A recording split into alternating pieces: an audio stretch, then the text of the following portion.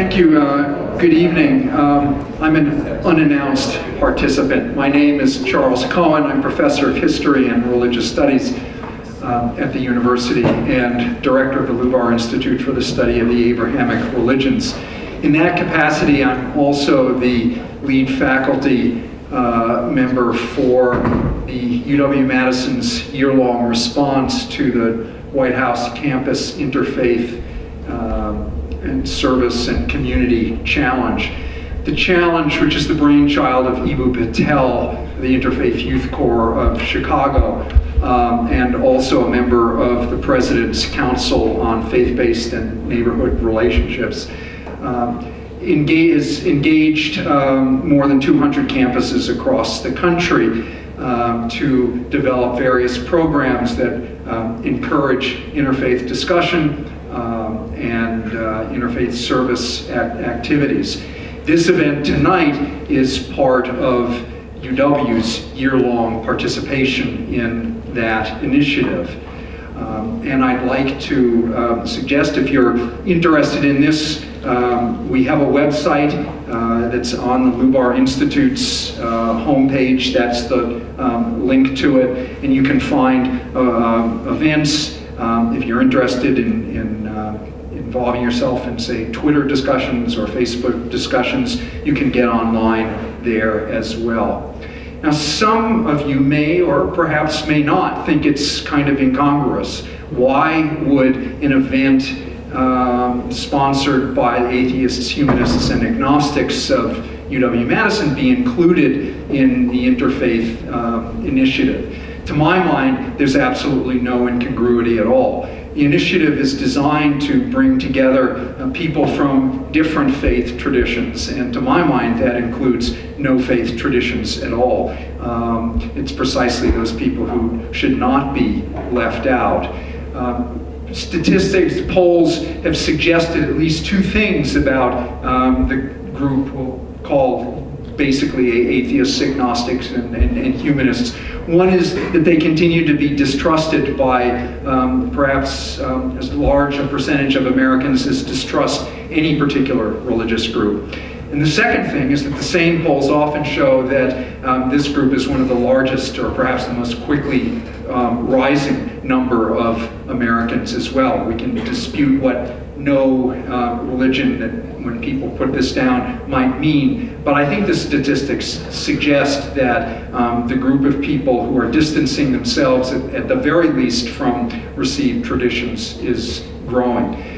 To my mind, as someone very interested in American religious pluralism, as I teach it in my classes, and as someone who is also very interested in having people of different backgrounds talk to each other, because it is precisely those kinds of conversations, I think, that, as I like to say, thicken American civil society and increase the conversations among individuals of different backgrounds, and one hopes provide greater understanding of different traditions among people of other traditions.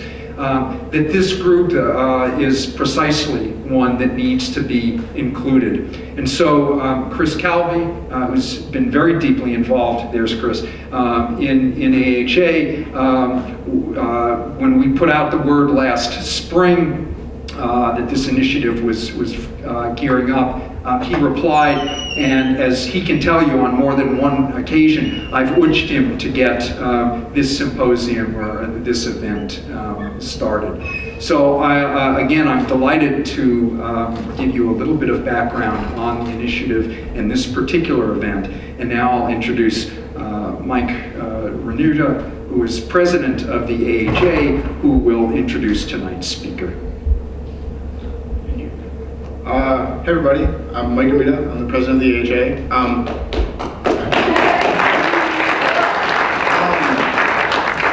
Thank you all for coming out tonight. This is awesome that we got such a good showing. Just a plug for another event we're doing next week. We're going to be having a debate with Badger Catholic at the,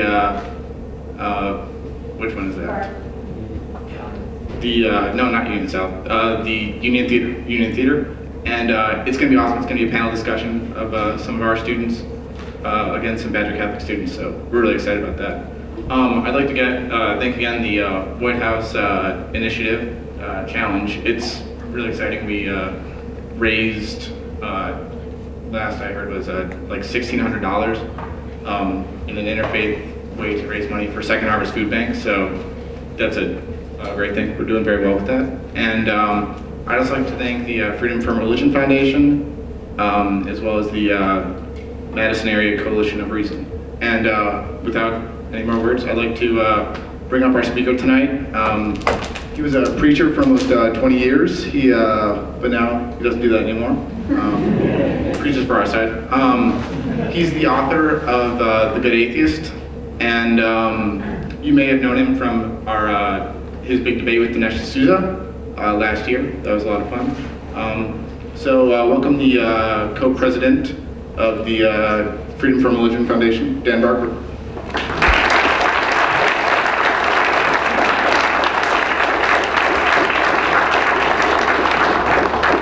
Thank you, Mike. Thank you, Chris, and thank you, Charles. You had to remind me about Dinesh D'Souza. That was a fun debate. He's quite a character, but I don't think there was anyone in that audience that he did not offend in some way or other. Even the Catholic people who invited him, you know. I asked him, did he think transubstantiation was real? And he said, no, that's just a metaphor. I said, well, then were Adam and Eve real? And he said, no, that's just a metaphor. And he said, those Bible-believing born-agains are ignoramuses, he said.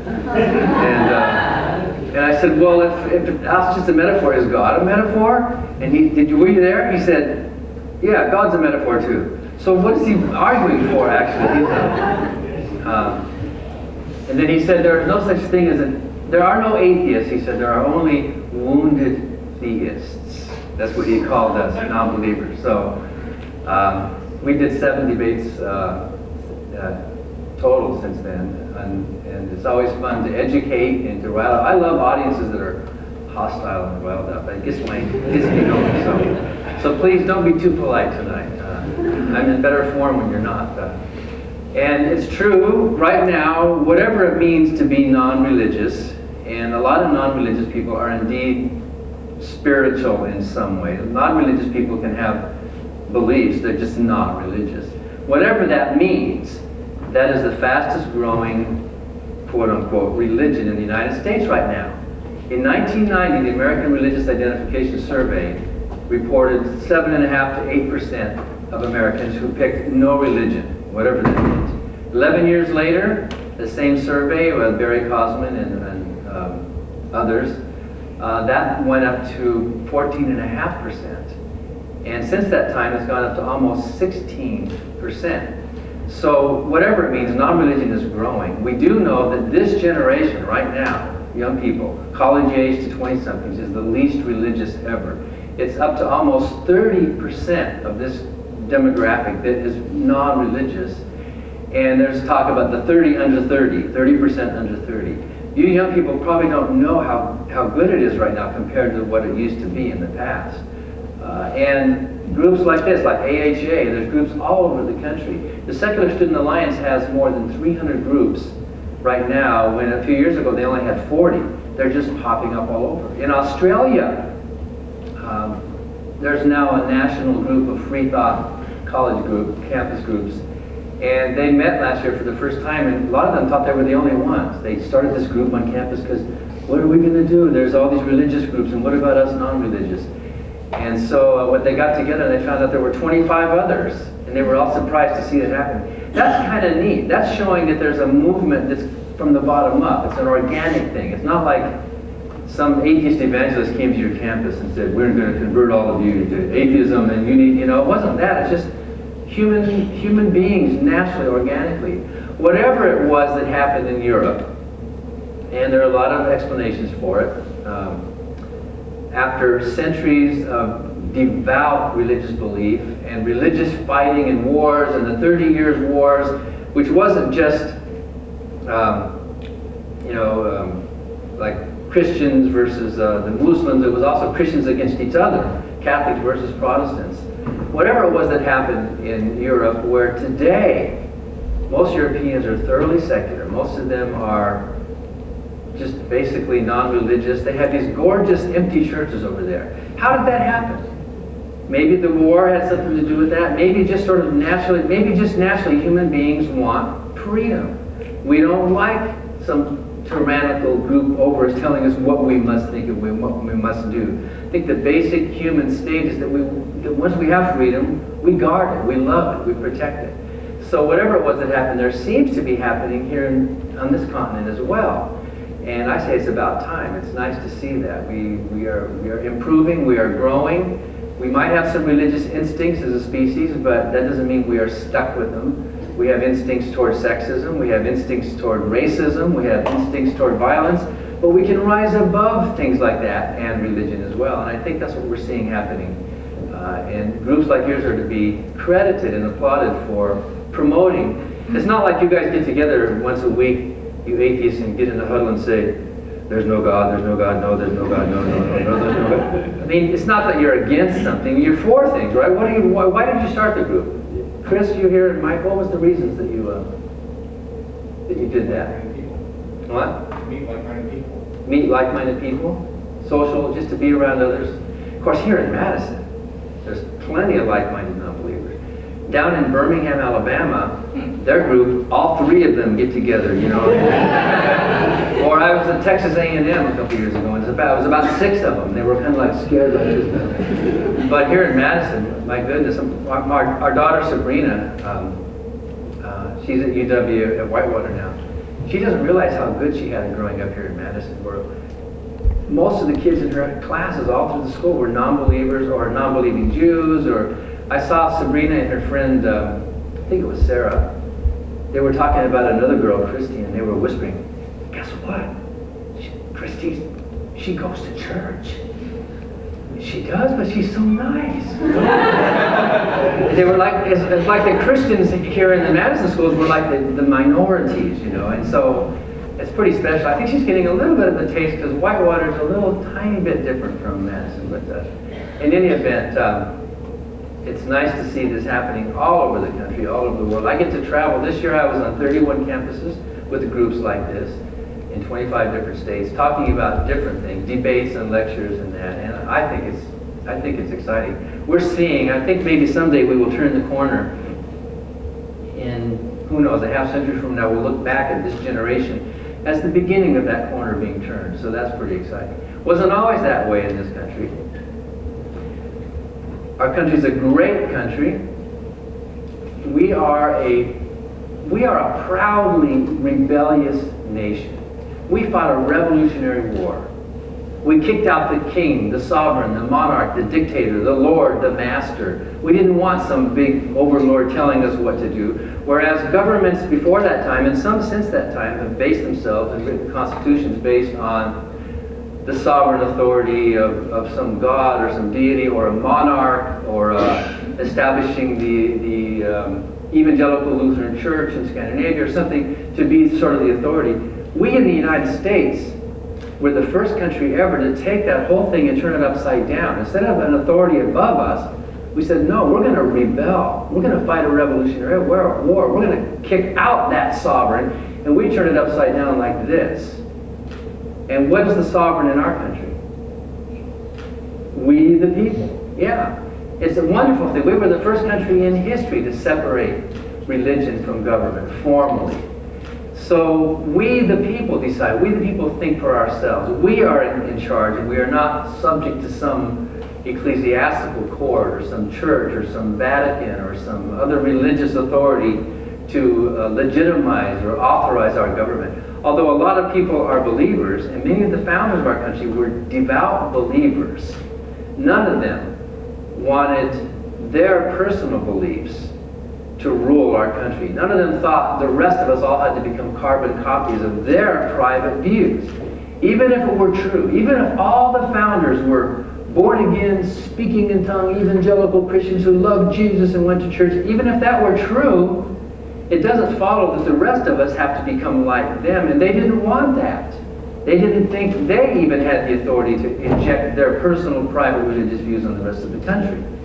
If that were true, if it were true that we were all obligated to go back to the founders and figure out what their views were and then be like them, well, then we should take the vote away from women. None of the founders thought women should vote. Well, maybe some of them thought it privately, but none of them even cared that women should participate in our democracy. So are we obligated to go back to those views and say, oh, we can't have women voting because our founders didn't want that? Many or most of the founders owned slaves.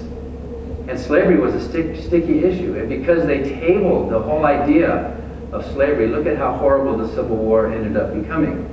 And so are we obligated to go back and, just like Thomas Jefferson had slaves, are we all supposed to be slave owners? Of course not. Our country is a country of freedom. They wrote a constitution that is completely godless, totally secular.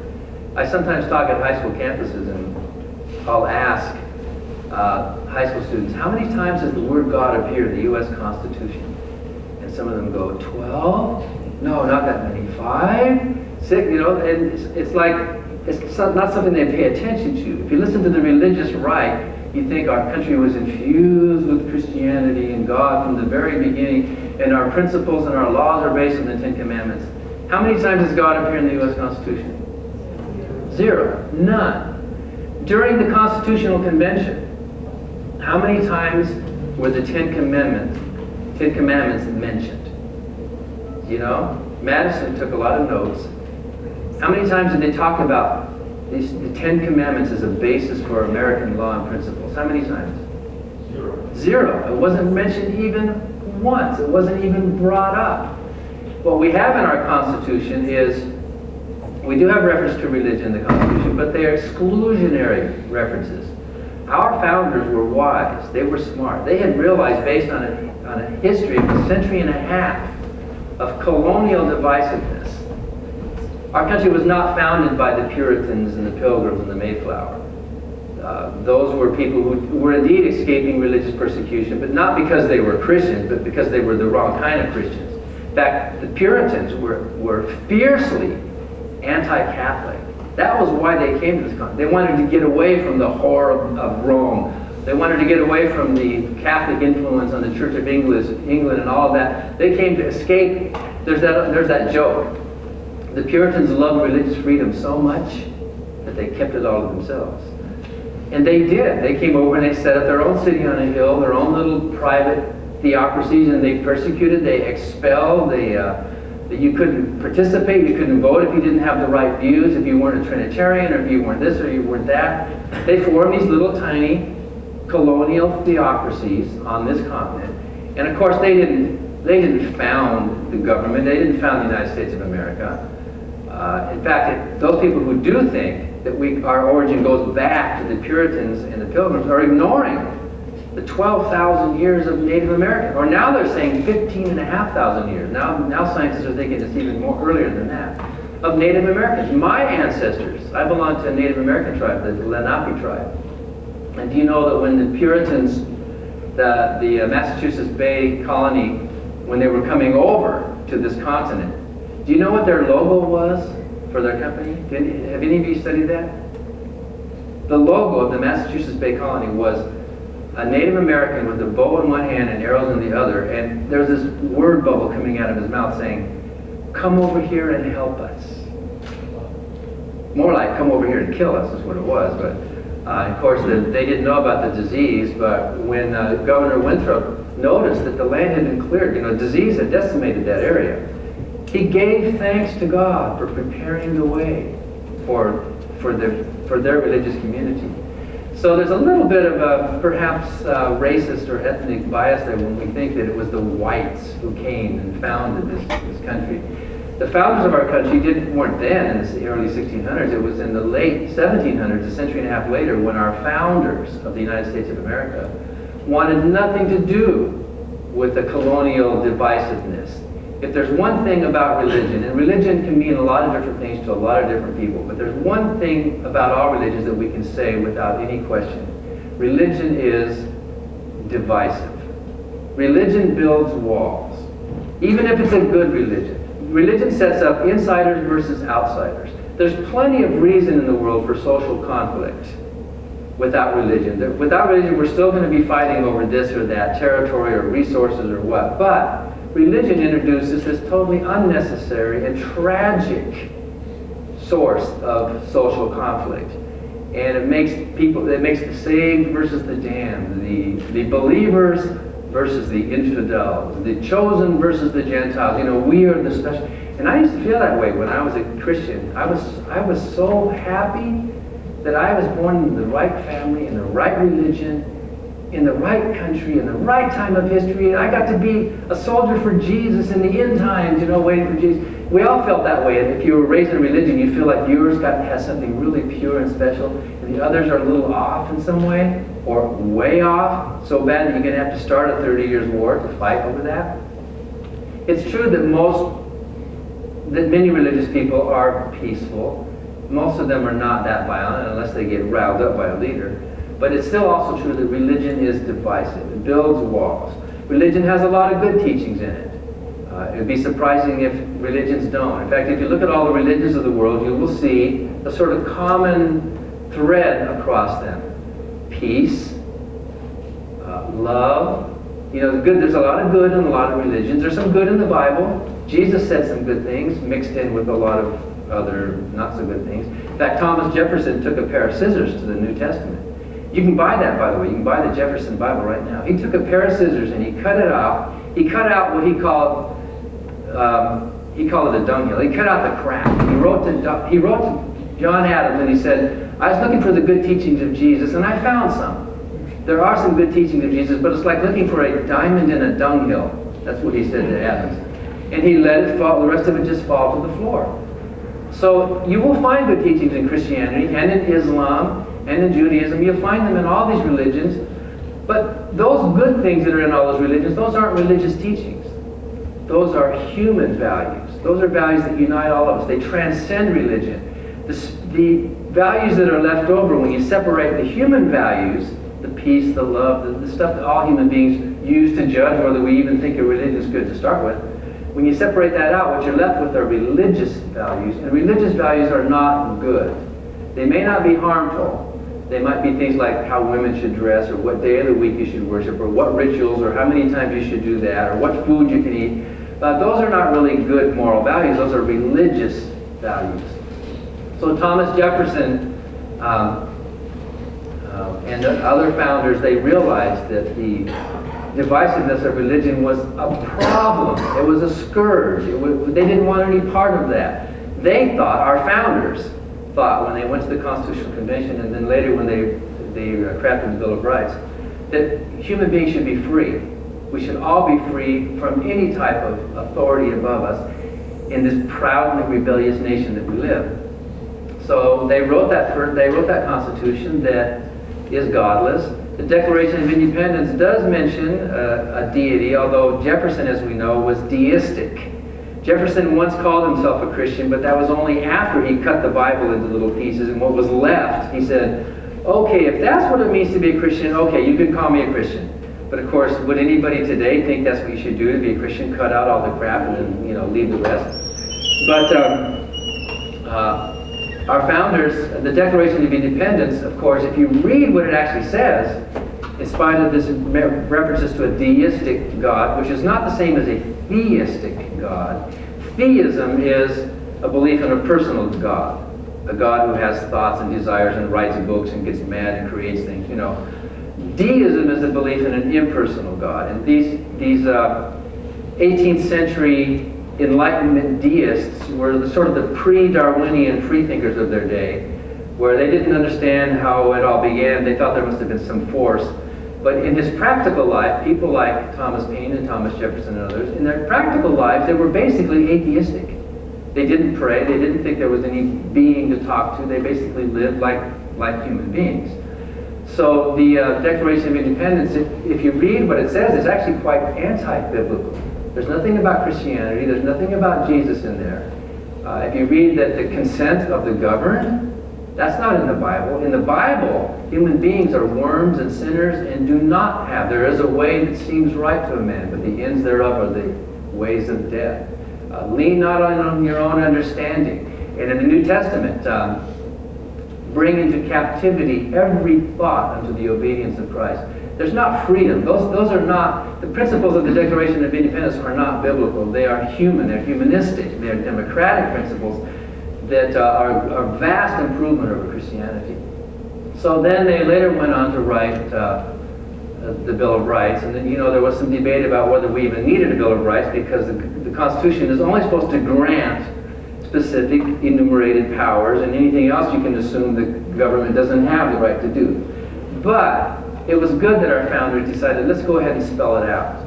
The Bill of Rights does not grant us our rights. The Bill of Rights acknowledges our rights. The government doesn't grant you the right to your freedom of thought. You have it. We all have it as human beings. We run this country. We, the people, think it through.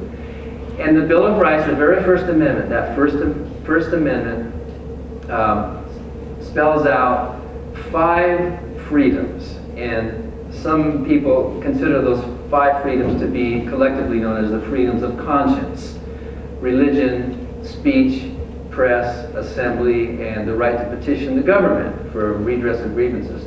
Those 5 freedoms are not granted, but acknowledged in the First Amendment.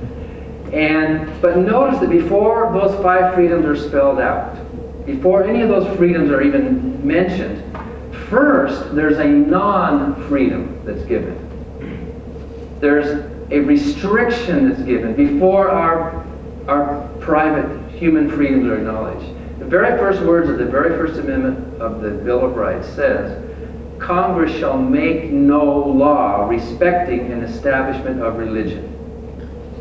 And then it says, or prohibiting the free exercise of religion, and going on from there. So before those freedoms, there's a non-freedom given, not on the people, but on the government. The people have the freedom to speak. And in a lot of these lawsuits that we take, we do a lot of educating in radio shows and TV shows and all sorts of educating about the importance of state-church separation. We have to continue to remind people in places like Whiteville, Tennessee, who has a big cross up on the water tower, or in DeSoto County, Mississippi, where they're praying over the loudspeakers before high school football games, in the name of Jesus. We have to remind them that when we are asking the government to be neutral on religious grounds, we're not attacking you. We're not going after your freedoms. We're not suing you. We're not barging into your churches. We're not stopping you from putting nativity scenes on your front lawn. We're not telling you you can't pray. We are suing the government under that establishment clause, the first part of the Bill of Rights. Congress shall make no law respecting an establishment. And a very simple way to illustrate that is just simply to say, there's a difference between free speech and government speech. If you're ever wrestling with an issue about whether something is constitutional or not under the Establishment Clause, just think in your mind, is this the government speaking, or is this the people speaking? When the people speak, we have our freedoms. When the government speaks, it doesn't. The government must curtail itself. The government must fold its arms and neither advance nor inhibit religion. The government can acknowledge, in some cases, can acknowledge religion, of course. Religion is a part of the history of our country. And even then, some acknowledgments, we think, at the Freedom from Religion Foundation go way too far. But the government cannot endorse or inhibit. The government must be neutral when it comes to its own speech. So if you see a nativity scene, is that permitted or not? It might be. If that nativity scene is in a public forum and everybody sees that that's the First Baptist Church putting it there and they have a permit for it, that's not the government speaking, that's the First Baptist Church speaking. Everybody can see that. And when their permit is over, they take it down, right? But if it's on the steps of the city hall owned by the city, and it's there, and it's the city that lights it and maintains it, and it's the city's putting it up, well, that's city speech. That's different. That is unconstitutional.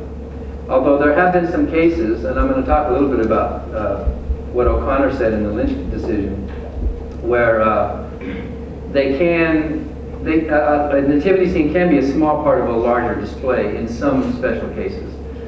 But keep that in mind when you're thinking about the importance of separation of church and state. Is this us, the people? We have our freedoms, or is it the government itself speaking?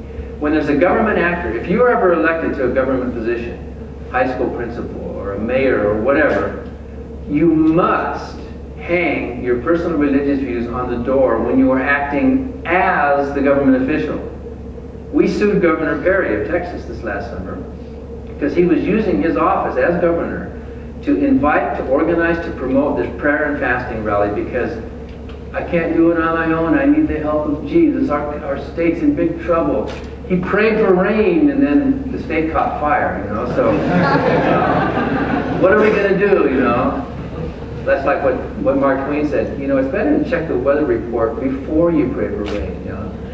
But and we thought it was inappropriate. Governor Perry, as an individual, can go to church. He can have his views. He can attend meetings. He can. We weren't trying to stop him from going to that meeting.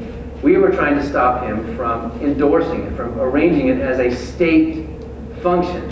That's the difference. If it's Rick Perry speaking, by the way, after our lawsuit, which a conservative judge threw out on standing, not on the merits, but threw it out on standing.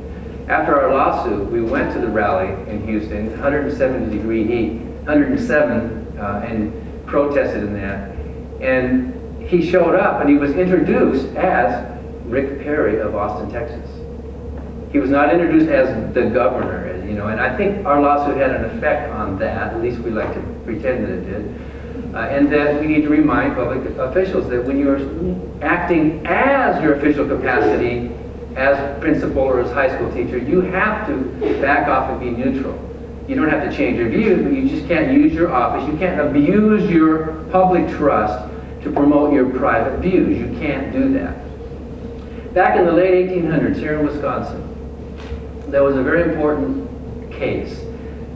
In the mid to late 1800s, they used to read the Bible in public schools. Every day there would be a reading from the Bible. And a family complained. And let me read to you the decision out of the Supreme Court of Wisconsin. A family complained about the Bible reading in the public schools. The lower court ruled against the family, but the Supreme Court overturned it. And Justice Harlow Orton of the Supreme Court of Wisconsin in 1890, it's called Weiss versus Board of Education.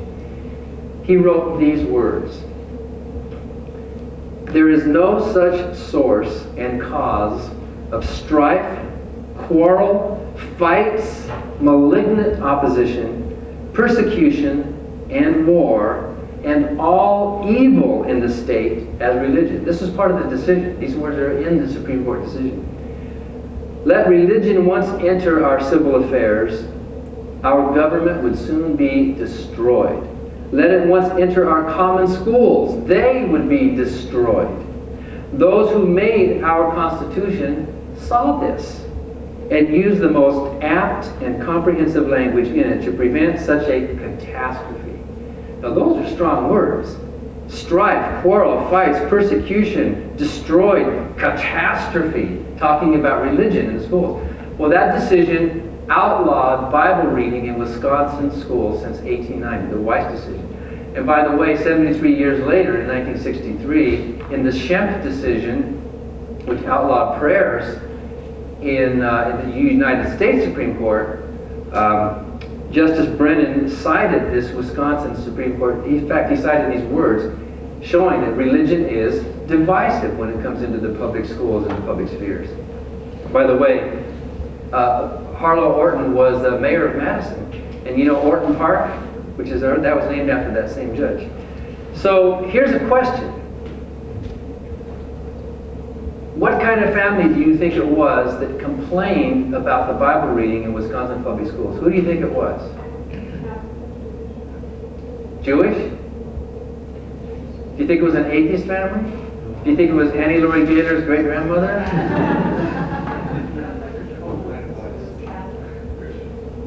Christians? Somebody got it right. It was a Roman Catholic family. It was the Edgerton schools. And you know why? They were reading the King James Bible. The Wisconsin schools were reading from the Protestant King James Bible. And the Catholics in Edgerton said, that's not fair. The state is picking sides. That's not right. Back then, Roman Catholicism was a very tiny minority. They were kind of like the Amish or the Jewish. They were not, like since the 1940s, the Roman Catholics have come into their own in this country. But back then, Roman Catholics were taking the lead in some of these state church lawsuits because they were one of the minorities that the First Amendment is designed to protect from the tyranny of the majority. The majority does not have the right to tyrannize the minority.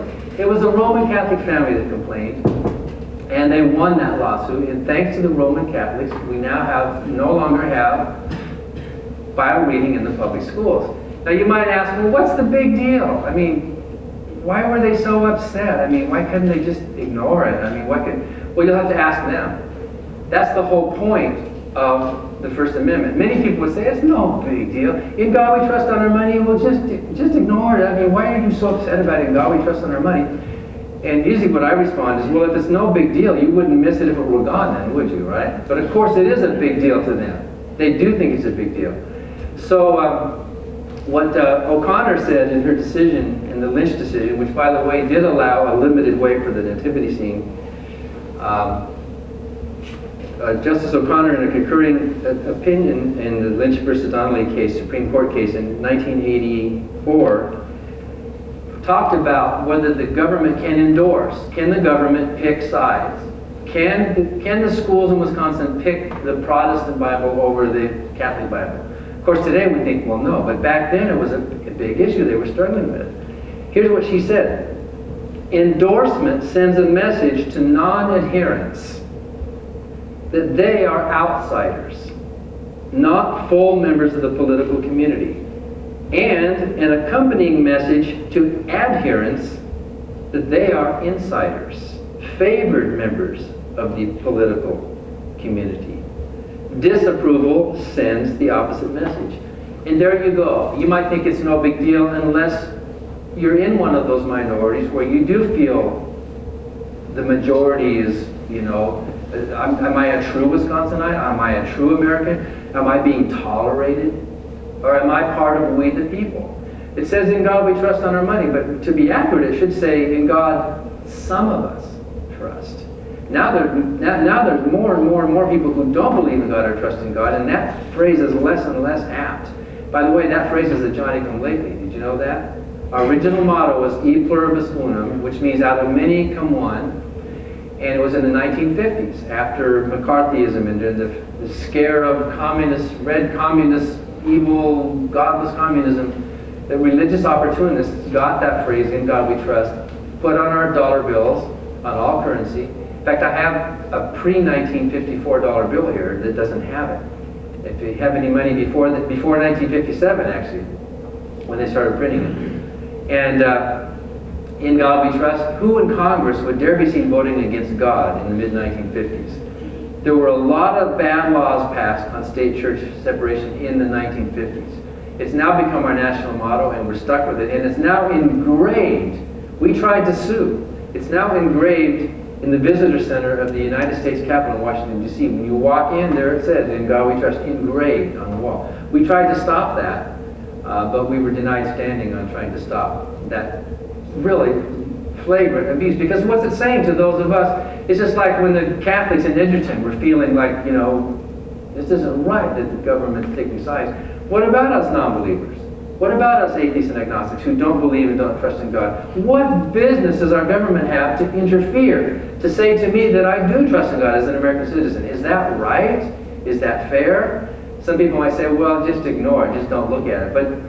But you know, what if it said, in Jesus we trust? Would you tell the Jews, well, just ignore it. We're a Christian country, but we're tolerating you Jews. You can be in our country too. We'll let you, you know. So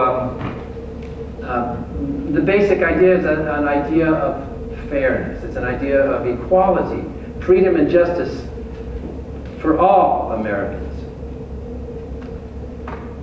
Thomas Jefferson, if you go to Washington, D.C., you'll see the Jefferson Memorial. Have some of you been there? It's gorgeous. It's a beautiful setting.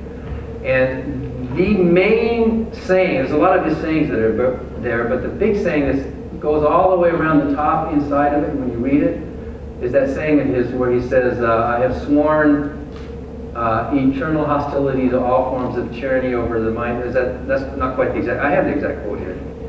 And what a wonderful saying that Jefferson was opposing tyranny over the minds of men. What an American concept, that we are free to think what we want. We are free to have our beliefs or not beliefs.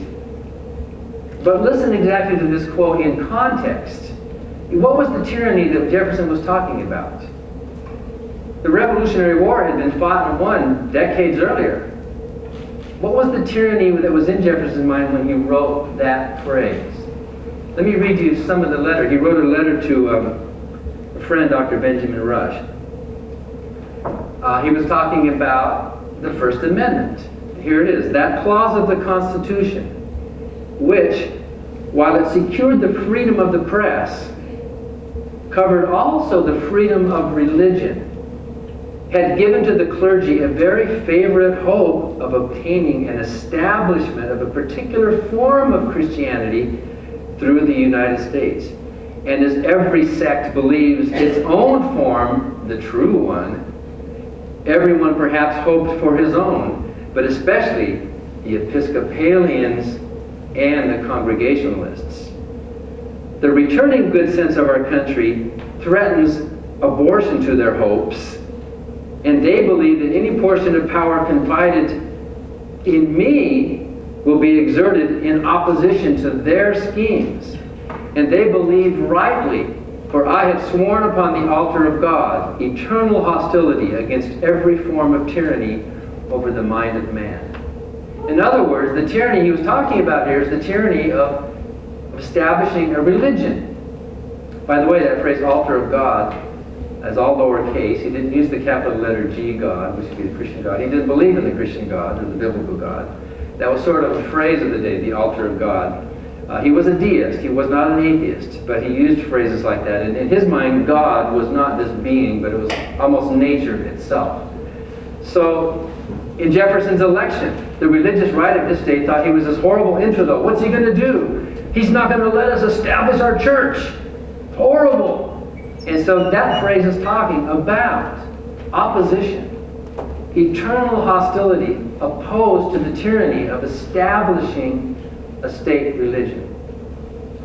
Now, also notice that in the First Amendment, the phrase says, Congress shall make no law respecting an establishment of religion. Some people say, well, it just means the government can't establish an official state religion. No, that's not what it just means.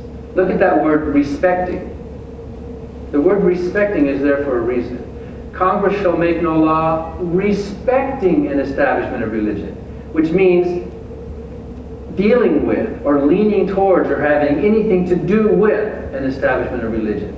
Which is why a nativity scene on the Green Bay City Hall doesn't establish any religion, does it? But it was still unconstitutional.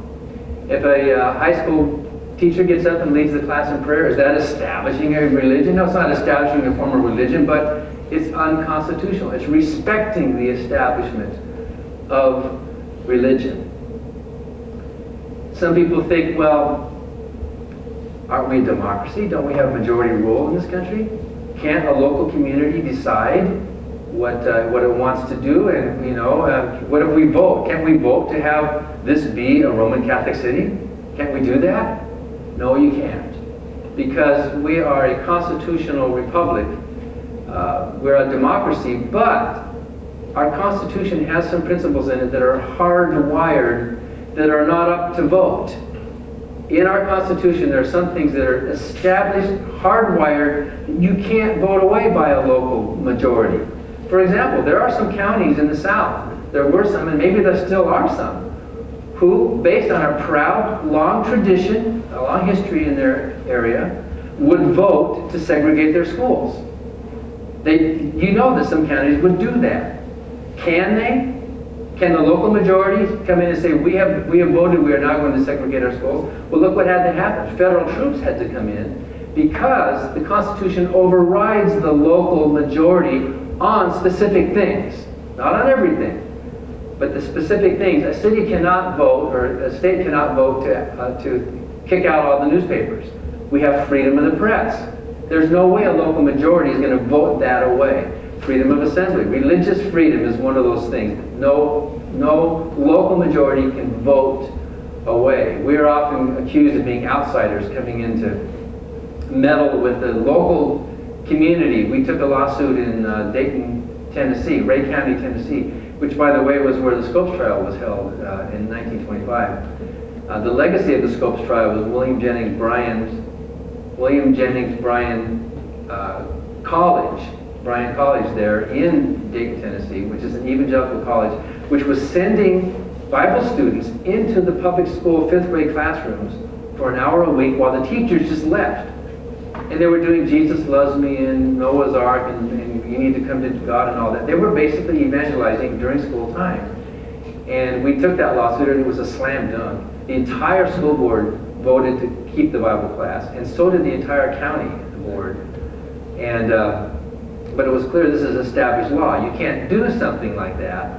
But they accused us of being out. We you know, just like in Kentucky, they have a history of the Davy Crockett and their respect. Well, in our community, our history is the Bible. How can you come down here and tell us we can't do that? Another town in Tennessee, just this year, Whiteville.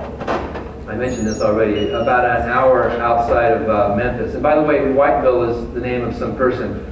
To their credit, it appears that the council there is pretty well integrated, so it's not a Whiteville, it's Whiteville. They say Whiteville. They had a big Christian cross on the water tower. And about a year ago, our attorney, Rebecca Markert, complained and said, you can't have a Christian cross on the city-owned water tower. He ignored it, and she wrote again, I think. Is Patrick here? Patrick? How many letters did they send out? I don't know, 2 or 3. Well, it was lighted at night, and they shut off the lights finally after. Oh, yeah. Patrick's one of our attorneys at the foundation. Rebecca's not here, is she? Anybody else here from the foundation? We got an attorney in Nashville, Alvin Harris, who, by the way, who had won our case in Dayton, Tennessee. He wrote a letter to the mayor of Whiteville saying, you need to take that cross down or we are going to sue you. Take it down by the end of October or we will sue your city. And boy, that mayor got all persecution complex. These outsiders interfering with our local values. There was local complaining, right? It wasn't like we're going around looking for problems. There were people in that town complaining about that cross. And he called us terrorists. He said, we're coming in, we're terrorizing their community. And it's kind of still not resolved. We thought we had a victory there, but he took it on himself to get a big crane. I think, what did it cost? $4,000 or something to get a crane. And they broke off one of the arms of the cross. Changed it from one execution symbol to another. And it stands there today. There's this deformed one-armed Jesus, I guess.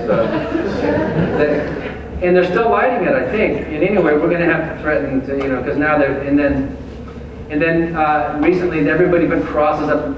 And they don't get it. The people in town said, oh yeah, we're going to. So they all bought crosses and put them in their front yards and everything. And we think, great. That's free speech. That's not government speech. You can do that.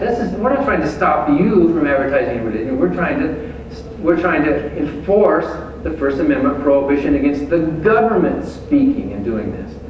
And so we just saw pictures that the mayor, I guess, put some crosses right at the City Hall building. So I guess we're still going to have to keep going after them. We're going to write to them, right, Patrick? Oh, most okay. Patrick, we just hired our 4th full-time attorney. Did Andrew come tonight? No? Okay. And we can't get the work done. There's so many. Our 4th full-time attorney plus intern, right? Kristen, right? Kristen Fox is one of the interns. She's not here though, right? Oh, she has class, okay. But her fiance is here, so.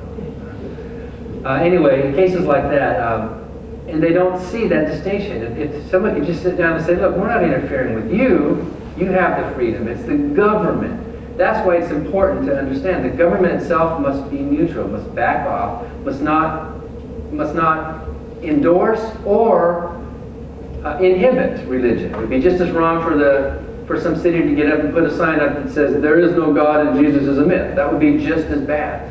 In fact, would we complain about that? I suppose we would have to, wouldn't we? A city shouldn't be doing something like that. The Supreme Court has established a test called the Lemon Test. And that test has been used a lot, and now that test is coming under some fire. But the Lemon Test has been a very successful test on the Establishment Clause regarding whether an action by a government is constitutional or not. under the Establishment Clause. And it's a three-pronged test. The government has to pass all three of them. If it fails any one of the three, then it's unconstitutional. The first prong of the Lemon Test is that the government must have a secular purpose for what it does. A secular government can only have a secular purpose. A secular government cannot be doing religious things, cannot be organizing or promoting or hindering religion. It must have a secular purpose. The law itself must have some basic overriding secular non-religious purpose. Second, it must have a primary effect which neither advances nor hinders religion. So it might be that a government has a spotless secular purpose, but in the real world it turns out that it's giving an advantage to some religion or another. Well, then that effect, that primary effect, must not advance or hinder religion. If it does, then it's unconstitutional. And the third prong is that it must avoid excessive entanglement between religion and government. So you can't have the church, for example, functioning as an arm of the government, doing some government function. Like in some countries, the churches, took care of all the marriage and births and census and all those things. And so a law to be constitutional, or an action of the government at any level to be constitutional, must pass those tests. And then there's a fourth prong that's sometimes added, and that's political effect on it. O'Connor had sort of made her own test of endorsement. If it looks like this government is endorsing, then that is wrong. We have been thrown out of court a number of times, wrongly, because it's claimed that, well, we're not coerced. That's what happened with our complaint of Governor Perry. By the way, I wrote a song for Governor Perry when I was down there in Houston this summer, called "Get Off Your Knees and Get to Work." I dedicated it to Governor Rip Van Periwinkle, who overslept not 30 but 2,030 years. And one of the lines in the song says, "Faith won't fix the budget, prayer won't pay the bill, hope will never nudge it, but taxing churches will."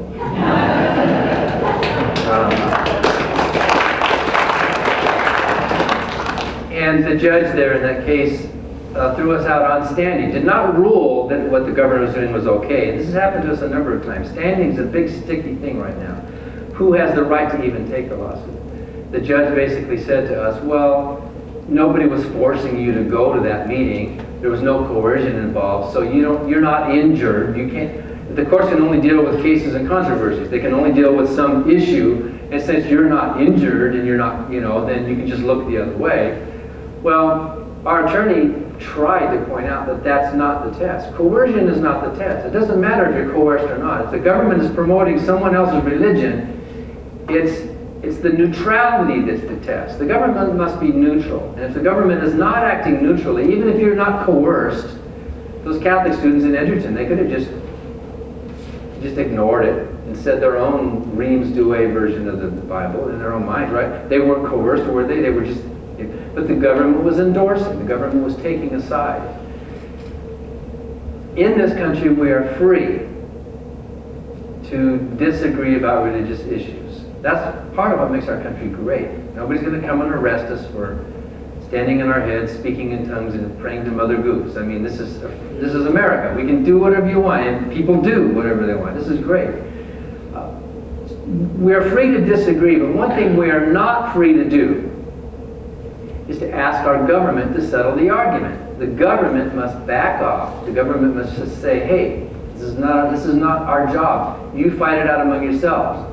You people figure it out. You can have your disagreement. You can assemble. You can argue. You can have your debates. You can proselytize. You can stand up in the street and pray to Jesus or to Muhammad or whatever. I debated a Muslim a couple weeks ago in the University of Minnesota, and the audience was at least half Muslim. And the women with their Batman kind of, blacked up. And really sweet people, really nice people. And the guy, Hamza Sorsis was his name. And I started my debate by saying, the Muslims say there is no God but Allah. And I have to say, I agree with the first 2/3 of that sentence. But he and I were free. Hamza and I were free to disagree. We had our debate, we had our argument, but then we couldn't go to the state of Minnesota and say, okay, pick a winner. You can't do that. Not in America, where there's total freedom of thought. So I think basically that sums up the importance of the separation of church and state, because it's important to America that we are free. We all have the freedom to disagree or believe or not. And as Ann Gaylor says, who is one of the 3 founders, along with Annie Roy Gaylor, another man, of the Freedom from Religion Foundation back in 1978, she says, there can be no religious freedom without the freedom to dissent. That freedom to dissent is what makes America so wonderful. That freedom to say no, that freedom to be an equal, full participant, a full member of the political community, regardless of your beliefs or lack thereof. That is why a state-church separation is so important. So you want to do questions now, Mike?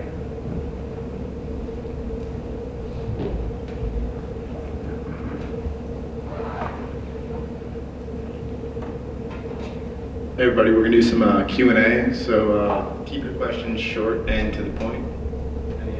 Anyone want to start it off? Have people come out, whatever.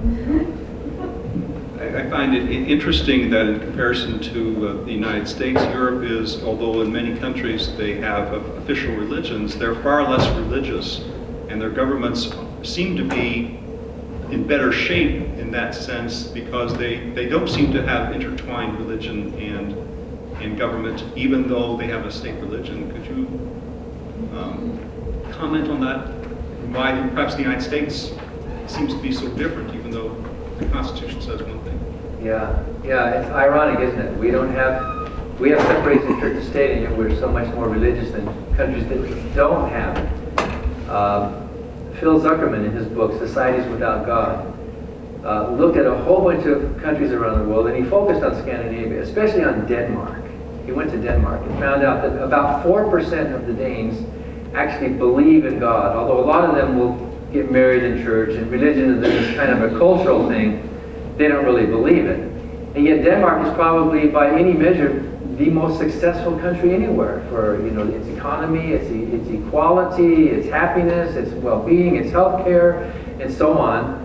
The least religious countries tend to be the better off, and the more dysfunctional countries tend to be more religious. And maybe that's because if things are going bad, you need to reach out and pray to something above, maybe that's part of the explanation. But when things get better, you don't pray as much. You don't need God as much when your life is put together more. I spoke in Australia last year, and I emceed a big banquet at the Atheist Conference. And I said, some of you Australians are probably scratching your head at us Americans. Like, how come we're so religious? How come America is so obsessed with religion? What's wrong with us? And if it's not because we haven't failed to switch over to metric, maybe that's one of the reasons. I think it's because both of our countries were founded by rejects from England. You got the prisoners and we got the Puritans. So maybe that explains, maybe that's part of the explanation. But when you think about it, if you do have a state religion, and the church is being paid by state money, like 1% of everybody's taxes went to pay the church upkeep and the salaries and all that, well then the pastor doesn't have to hustle. No matter who comes, they're going to get paid, right? Here in this country, it's a free market. It's an open marketplace. Every street on every corner has got to get out and hustle because the government's not paying their bills. That's probably the price of freedom. We have to put up with that, and we should welcome it. Even though we think some of the views are kooky, we need to embrace and welcome that diversity in this country. But it is kind of a nice sign that seems to be abating, that groups like these and young people seem to be rising and getting less religious as time goes by.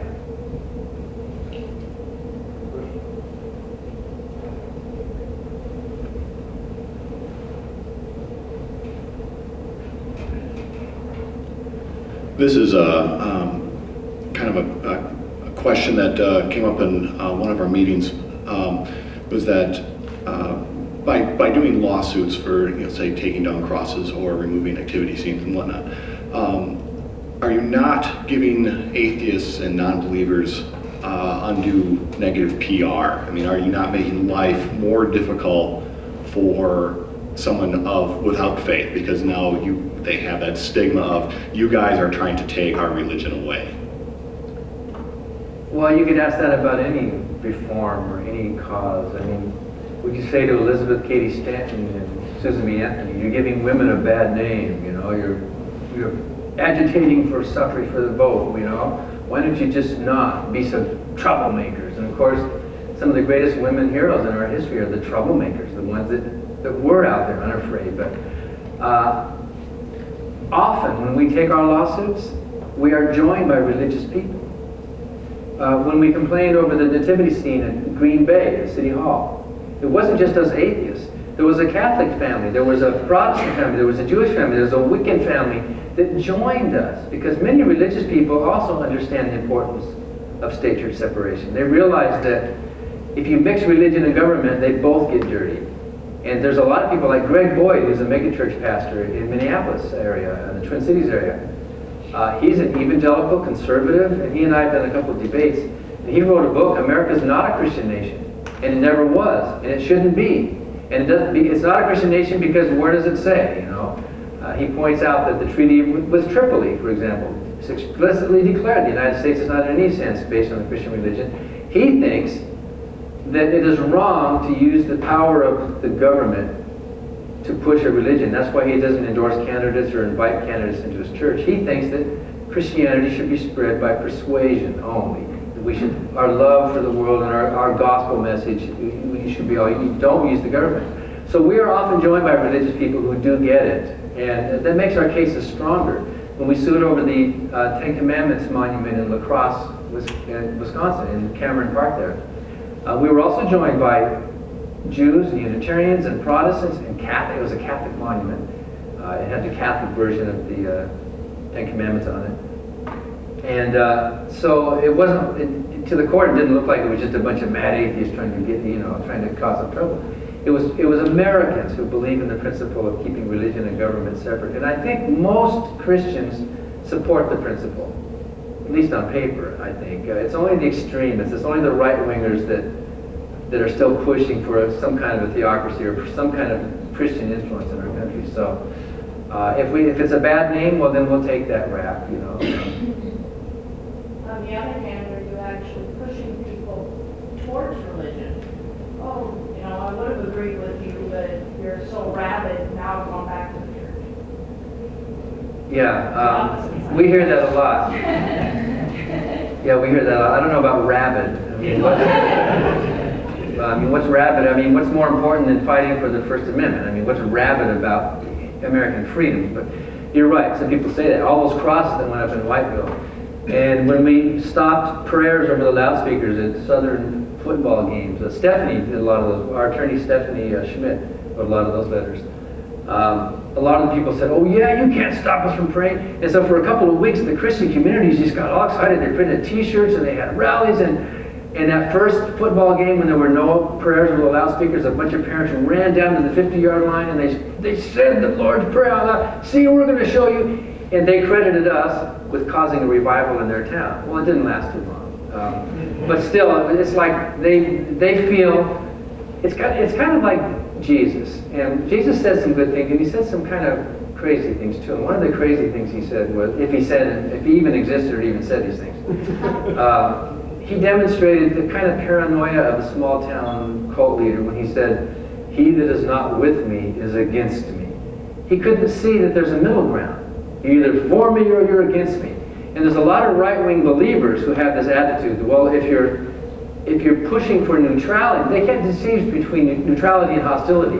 They think neutrality is hostility because we're not letting them abuse the government to use the government as a billboard for their views. When we ask the government to honor the Establishment Clause, they interpret it as an attack. We are attacking them. When in fact we're not. We are guarding their freedoms as well. Because this week, if the government is pushing your religion this week, whose religion are they pushing next week, right? So So yeah, that does happen, but that's going to happen. It's America.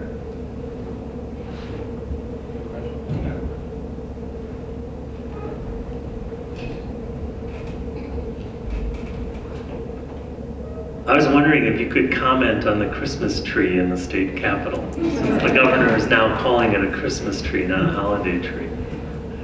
Yeah, that's unfortunate. Recall of. I have to say for legal reasons, the Freedom from Religion Foundation is not a political organization. So we can't take positions on political, we take positions after the fact. We'll sue after the fact. So although you're welcome to talk to some of our staff members privately about some of their views on the governor, but we all know that in 1985, Governor Earl decided for inclusivity to call it a holiday tree. That was civil. That was good. It didn't hurt anybody's feelings. It didn't exclude anybody. That tree, by the way, is, you know, Christians can call it a Christmas tree if they want to, but it long predated Christianity. Christians basically stole Christmas, if you know that whole history of that. That's a pagan thing. In fact, many atheists and agnostics will bring in an evergreen tree during this time of the year. And they'll call it a solstice tree or whatever, a holiday tree. And in fact, our family has done that a few times. And we don't put an angel on top, but maybe a butterfly or some other natural. It's a natural tree, a natural symbol during, the real reason for the season is the winter solstice. The shortest and darkest day of the year, and for millennia, human cultures in the northern hemisphere have taken this time to wish for the coming spring. So festivals of light, and the evergreen signified the green spring that was coming. And so the holly wreath, by the way, the holly wreath is a fertility symbol. I won't get too graphic about it, the shape of it, but anyway, we non-believers are happy to share that holiday tree with Christians. It's their country too, you know, it's our country, but it's not a Christmas tree. It's a state tree recognizing the holiday that belongs to all of us. So it's a real slap in the face of diversity and inclusiveness for a governor to rename it a Christmas tree. That's like saying the rest of you are political outsiders. There's only the true Wisconsinites. We all know that the real Wisconsinites celebrate Christmas. When of course, what about all the Jews? What about the Wiccans and the Buddhists and the atheists who don't? So we don't oppose the tree. It's just the name of the tree that we oppose. By the way, that rotunda, it's the first floor they call it, but it's actually the second floor. That rotunda has been used and designated as a public forum. So you can get a permit to go to the rotunda to put up your own private view, which are not viewed as government speech. So you'll see a menorah there sometimes, but it's not the state of Wisconsin's menorah. Is it the Lubavitch people that put it up? I forget who puts that in the menorah up. And we have a sign up every year. We don't think our sign should be there, but as a protest, and at equal time, we have a sign that's been up there for, I think, 16, 17 years now, a winter solstice sign next to usually it's next to the bust of La Follette there. At this season of the winter solstice, may reason prevail. There are no gods, no devils, no heaven, no hell. There's only our natural world. Religion is but myth and superstition that hardens hearts and enslaves minds. That sign's been up there as our own speech, not government speech. And in fact, it's become something of a tourist attraction. There's sometimes these busloads of little old ladies from Indiana. Let's get our picture by the atheist sign. But the tree is not private speech. The tree is government speech. That tree belongs to the state. It's bought by the state. It's put up and maintained by the state. That is state speech for all of us. That's not a Christmas tree.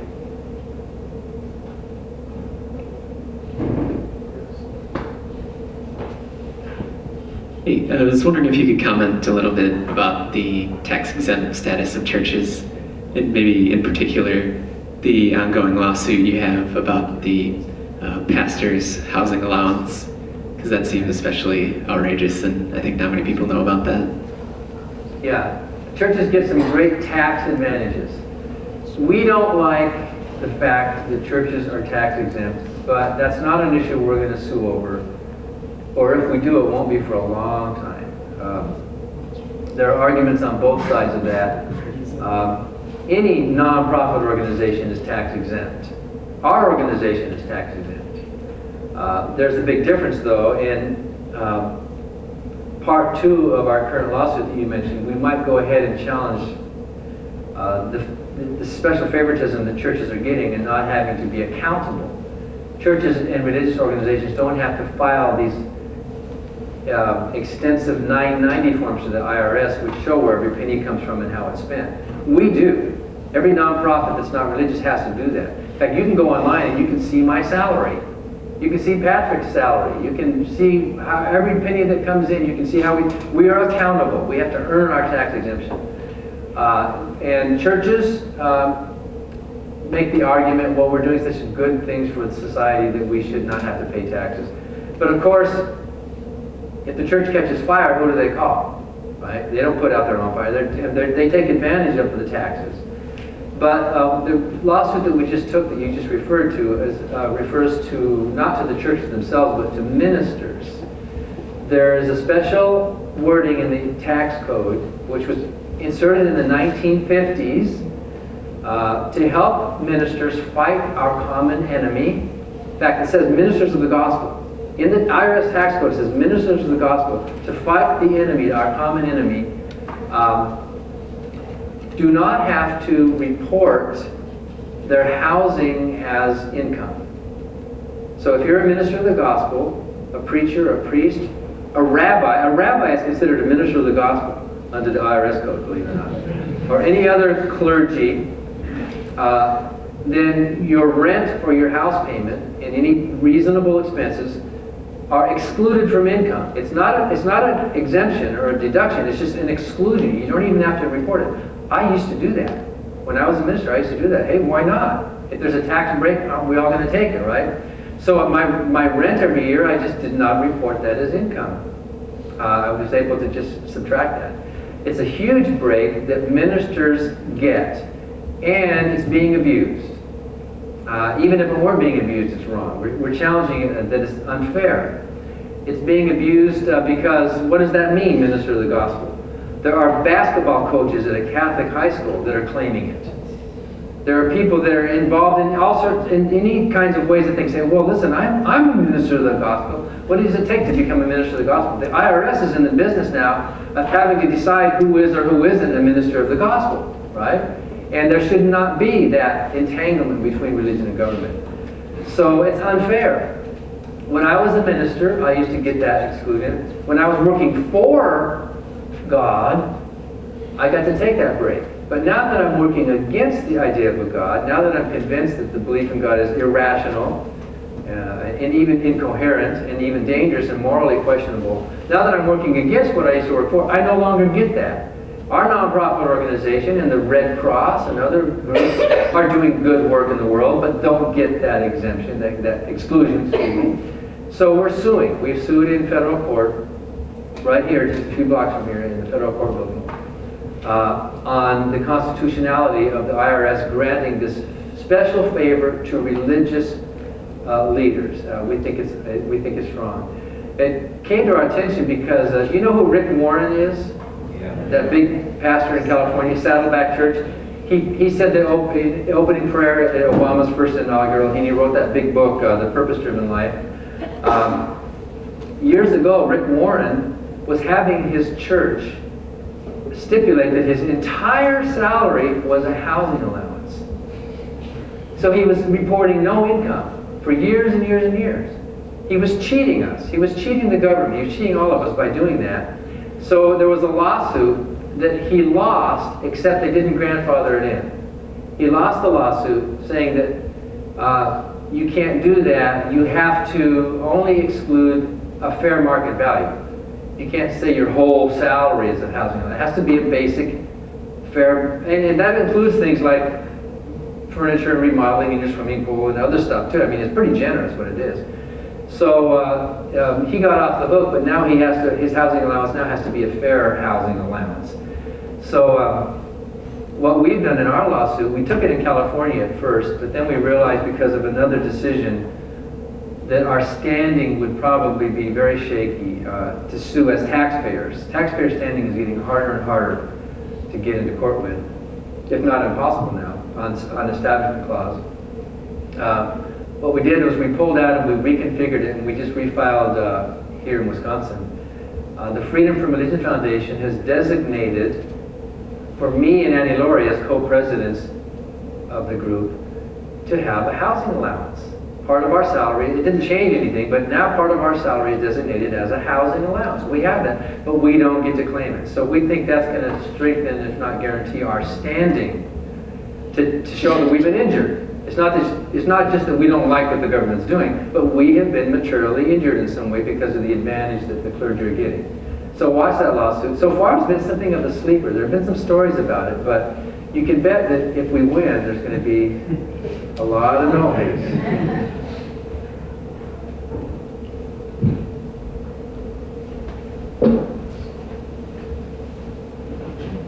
There seems to be a prevailing notion that Christians are now a persecuted minority in their 80%. And it's really been taken up by the O'Reillys and the Limbos, etc. I'm kind of curious if you have an opinion as to when the religious right or the political right overtook the religious right, and they became fused. Yeah, I think we can pretty much point to the general time of the beginning of the moral majority, Jerry Falwell and all of that. I was a minister before that time, and I and most of my friends were kind of apolitical. I mean, we voted and we cared and we voted our values and that, but we weren't so involved in any strong political way. But along with Reagan and Falwell, and suddenly this idea that pastors could marshal the vote, you know, that there was this religious bloc out there that could be voted. This is one of the things that Greg Boyd is opposed to, that churches should not be used to marshal the vote. People should have just vote their conscience. But so that moral majority, of course, folded, but there's still this idea that you still have to pander. Look at how a lot of the candidates today have to show how religious they are. Did you see one of those debates where Bachman and Perry and Ron Paul and Newt Gingrich and who else was on that? They were asked about, when you take the presidential oath of office that ends with "So help me God," what does that mean to you? And they all had to say, "Oh, how much it meant to us." Of course, they didn't realize the presidential oath of office doesn't have "So help me God" in it. If you read the Constitution, there's only one oath that's given, the oath for president, and it doesn't have "So help me God" or a Bible. It's a purely secular, and it could have, because there were states and there were colonies before that time that did have oaths that did have "So help me God," and they used some of them as a model, but they took out "So help me God." They wanted to be totally secular. So there's still this impression that I think it's not going to last forever. That you have to show, you have to wear your religion on your sleeve, you have to pander to piety, you have to, in order to get the particular vote for your base, you have to show how religious you are. So it is kind of new. Of course, religion and politics has been going on forever in our country, but this new wave of it is pretty virulent. In fact, I did a debate with Matthew Staver, who's the head of the Liberty Council, a legal group. In fact, they go against us sometimes in some of our lawsuits. We did a debate at Falwell's Liberty University School of Law last year on whether the Ten Commandments is the basis of American law. And Staver had to admit, well, no, it's not the basis, but it influenced American law. So, in fact, the debate was held they had a Supreme Court room, they had a mock-up of the U.S. Supreme Court. Imagine. And so we had a debate like we were justices of the U.S. Supreme Court at Falwell's Liberty University. So his influence and the influence of the Pat Robertsons and the other religious right is strong and it's powerful. And you can see how strong it is because of this need to pander. But I don't know if they're counting, if anybody's counted on this current generation hitting the voting booth in the next 5, 10, 20 years. Because things are going to change.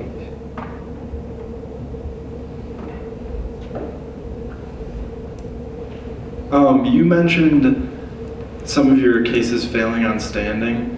In the cases where you fail to make it to court or lose your case, do you think that the judges' opinions are factoring into their decisions? And if they are, how do you overcome that? Well, you can't, especially with the current Supreme Court. We're kind of stuck. Supreme Court has ruled. We took a case, we challenged George Bush's faith-based initiative. And it's arcane, it's kind of convoluted, and maybe it's too much to explain tonight, but on the Establishment Clause, there has been an exception made, the Flass decision and other decisions. An exception has been made so that taxpayers can challenge an unconstitutional abuse of governmental authority, expending tax dollars, right?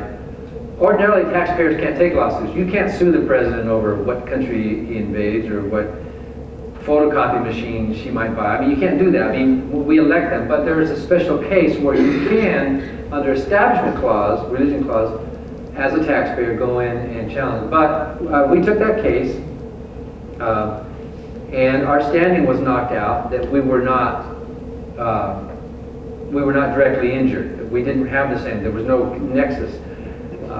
The federal court ruled against us on standing, not on the merits. They didn't say what Bush was doing was right or wrong. It's just that we couldn't sue. We went to the Chicago's 7th Circuit and it was overturned. And Judge Posner wrote a great decision affirming our freedom to take the lawsuit. We went to the Supreme Court in 2007 and the Supreme Court flipped it back again and said no, because Congress had not specifically appropriated that exact amount of money to Bush to say spend it on faith-based initiative. Since there was no nexus there, even though Congress knew Bush was using the money for that reason. In fact, one of the Supreme Court justices said what Bush was doing might very well have been unconstitutional. He was abusing his office, using public money to promote religion. That we were knocked out on standing to take the lawsuit. So we didn't lose on the merits. We didn't get a decision saying it was okay for Bush. Same thing with Perry and his thing. The court didn't tell us that Perry was right to do what he did. It's just that we didn't have the standing. So since that decision, it's called the Hine decision. Hine is Freedom from Religion Foundation. Because we were winning. So Hine was the current faith-based czar, whatever they call him, challenged our victory and then it was overturned. So since that time, it's been harder to get into court on standing, and the courts have sat up and noticed, and the religious right has noticed, we can stop a lot of these lawsuits by challenging their standing, and they have been. So the bar's been raised, it's tougher. So you either have to prove a direct legislative money trail, if you can show that, this money was voted for this, and it goes for that, and the governor's supposed to do that with it, or a direct injury of some sort.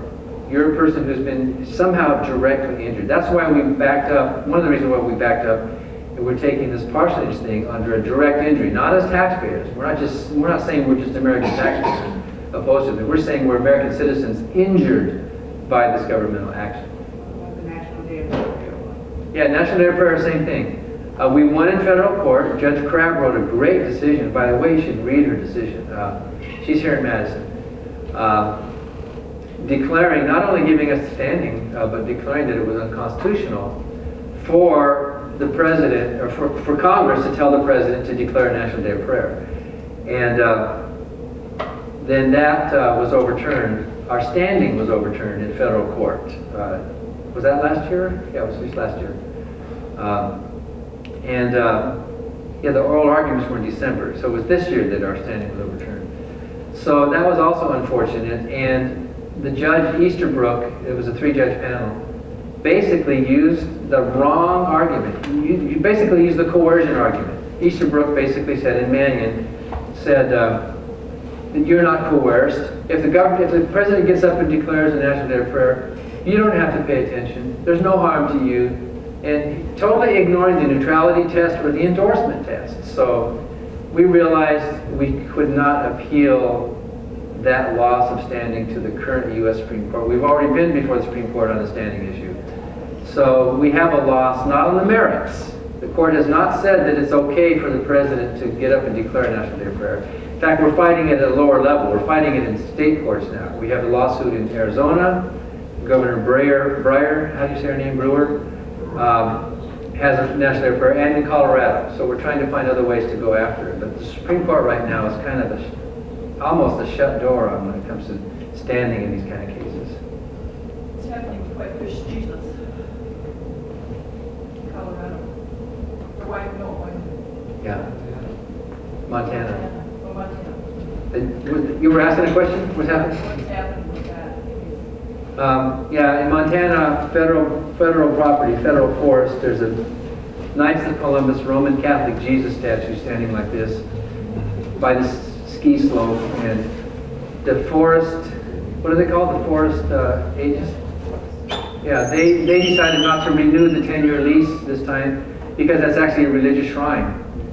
And that wasn't our decision to start with, but we supported them saying that was good, and then everyone's blaming us, which is good. It's good they're blaming us because the publicity from it. So then a congressman, what's his name, Lundgren of Montana, got in on the act and forced the forest department to back off and have a period of public hearing. By the way, it goes until December 8th, so you can express your opinion if you want. Go to our webpage and there's instructions about how you can express your opinion about it. The Montanans are saying, what are you Wisconsinites meddling with our business here? Well, it's federal property. It's all of our business. And it's a shrine. It's known as a shrine. It's a Roman Catholic shrine. And now they're trying to say, well, it was a war memorial. Don't you care about veterans? You atheist Jew? I mean, you know, it's so meaningful to the war. You know, it was not a war memorial. It wasn't even designated as one, although there was a little bit of history there. So, and we think the whole idea of public comment is ludicrous anyway. Do you have public comment on the Bill of Rights? Would Governor Wallace have said, let's have public comment about whether we should segregate our schools? Is that what you do? Do you take a majority vote? But anyway, we'll have to wait to see what's going to happen. There's talk about maybe them swapping the land and turning it into private land. But right now it's too early to know what's going to happen. Back to that standing thing. Who does have standing? Is it if nobody has standing, then what sort of argument is that? Yeah, somebody with some direct injury would have standing. If it's a student in the school, parents who have students in the school who are subjected to that thing, right? If you're being discriminated against in some way, or if our organization has some direct injury, not just taxpayers, but the taxpayer standing is not totally dead if you can show the nexus, if you can show the path, right? If Congress had said, here, George Bush, here's some money for the faith-based initiative, spend it on that, then we would have had standing. But the fact that Bush just took it out of the general appropriation that was not specifically allocated.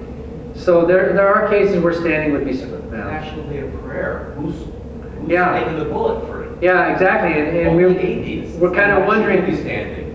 We're wondering, you know, in the oral arguments in Chicago on that issue, they basically said that, well, the only person who would have standing to sue would be the president himself, who's being forced by Congress to do this thing that he doesn't want to do.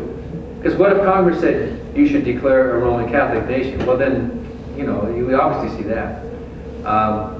Or perhaps somebody who was in the press room when the press secretary made the announcement and actually heard it physically there and was their stomach knotted up, you know, something like that. Oh, I was hurt by that, you know, something like direct exposure of some sort, you know. So with like nativity scenes, you can show direct exposure. You drive by them, you see them. The Ten Commandments monuments, there's some exposure to this thing, but with a sort of a generic National Day of Prayer proclamation that you can ignore, you have to go searching for it to get your feelings hurt kind of thing, you know. So that's a good question, and we think there should not even be a question about standing on Bill of Rights issues, right? And why should there even be a question of if you're injured or not?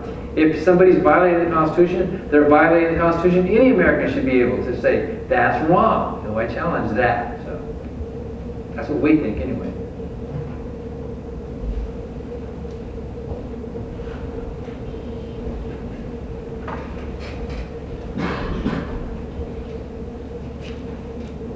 Could you talk for a minute just about how you personally made the transition from a minister to who you are today? I mean, how that happened, you know, the circumstances, events, that sort of thing? Yeah, that's a long story. That's another talk. In a condensed version, I guess. I do have some books in the back. My book, Godless, tells the story. And Richard Dawkins wrote the foreword to my book, Godless. and I think this is a compliment. He said, Dan Barker is the most eloquent witness of internal delusion that I know. He said Dan was not just a preacher, he was the kind of preacher you would not want to sit next to on a bus. And that was me. And I was a true believer. I really thought the world was ending. I loved Jesus and the Bible, and I felt the Holy Spirit, and I got goosebumps, and it was all, I thought the goosebumps were evidence of the Holy Spirit. I didn't realize goosebumps are actually evidence for evolution. Did you know that? Because why do we get goosebumps? What good are goosebumps? What good are they? Because our hairier ancestors used them for thermal control. You know, when it was cold, you would raise the fur, or just get larger to scare off a predator. So when do you get goosebumps? When you're cold or when you're scared, usually. But I thought I was feeling the Holy Spirit, and I thought Jesus was coming any minute, and I spent 19 years preaching, and eventually changed my mind through reading, a gradual process.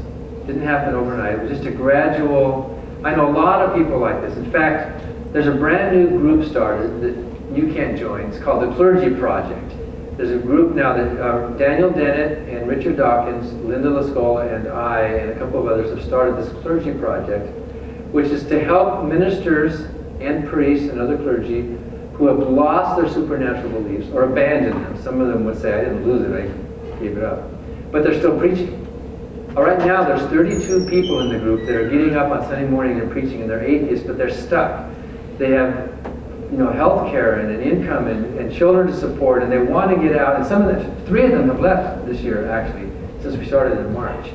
So I was one of those guys. I was in the ministry, and I was gradually changing my views, becoming less fundamentalist, more moderate, more liberal, which happens a lot the more you learn. Until finally I dumped out all the bathwater, and I said, hey, there's no baby there.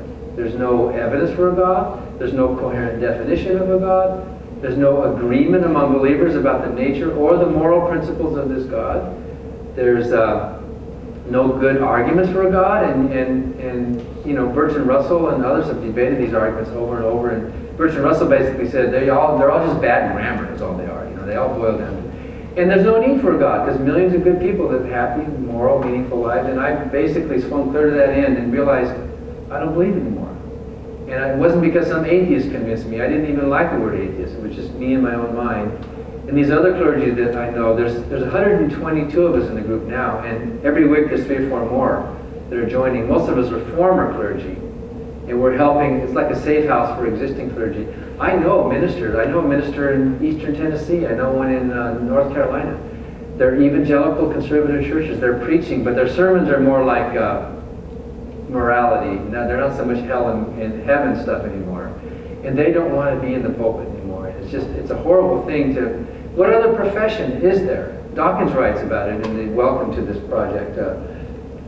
What other profession, if you change your views, your whole self, your whole standing, your whole community, your whole who you are, everything changes. And they lose family members, they lose friends. They, you know, I lost a lot of friends, but Jerry DeWitt is a Louisiana Pentecostal preacher who this summer just announced that he's no longer a believer. He's an atheist. He left, I think it was in July or August, he left the ministry. His income is cut in half. And he says, I couldn't be happier. What's the price of integrity, you know? And he's really on fire now. He's he's working with these atheist groups, and he's, I gotta push humanism, and he's one of these really fun guys. And he knows the Bible inside out and backwards, and he's one of our screeners, because when people try to join the group, we have to make sure they're really legit. You know, they're not trying to infiltrate for some reason. So anyway, that's my story in a really brief nutshell, and I can't give you much of the reasons. It's all in the book, but the reliability of the Bible, morality, things like that were big parts of my change. Any more questions? Oh, Jeff, there's Mr. Comic Book Man. Give a plug to your store. Okay, jhcomics.com. Thank you.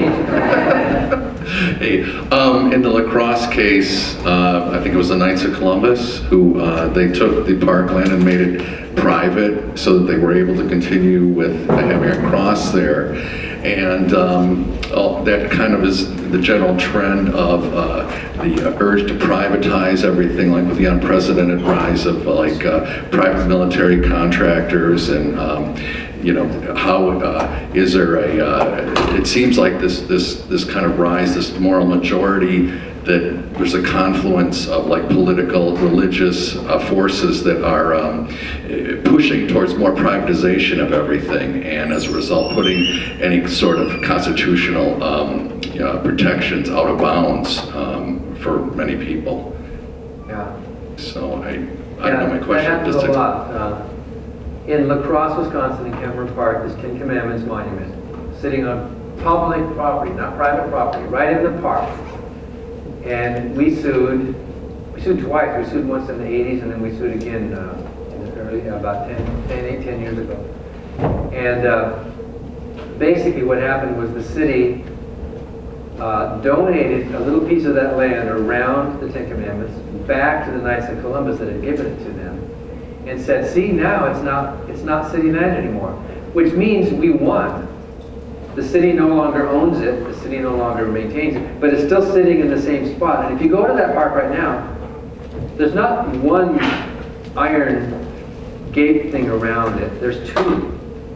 The Knights of Columbus have their own, and there's a disclaimer there. So you're walking through the city park, and suddenly there's this little square, really weird, of private property in the middle of the public park, right? That's how they got around. It happened in Marshfield. Up in Marshfield, we sued over that big Jesus on the statue up there. And they did the same thing. They said, well, we'll give a little piece of the city park. So in one sense, we won the case because now the city is now no longer promoting religion. But it was a trick. It was a ruse. It was a sham. It was a way for the city to say, well, we still want to maintain the values of the religious people. So we can call it a victory, but what kind of a victory is that? Well, the victory is that now there's this ugly fence around it, and that makes it, should make it clear that that's private property now. So. Actually, I was going to bring it up. That's where I'm from, and it's a huge, horrible white sign on it that says, this is private property. Yeah. It's really rather not drive by every day. Yeah, it's weird. It's just totally, it's a monstrosity, really. Why didn't they move it across the street? That's where the Knights of Columbus had their headquarters. Just why didn't they put it there, put lights on it and display it, why does it have to be there? Maybe this isn't the best image, but it reminds me of these territorial animals that have to go around marking off their boundaries, This is we need to have our religion here, and in the state capitol, and in the public schools, and there's just something about wanting to establish, you wanting some kind of governmental endorsement for your belief. And that's kind of what was going on there in La Crosse. Well, it looks like we're running out of time, but let's get a round of applause for Dan Barker.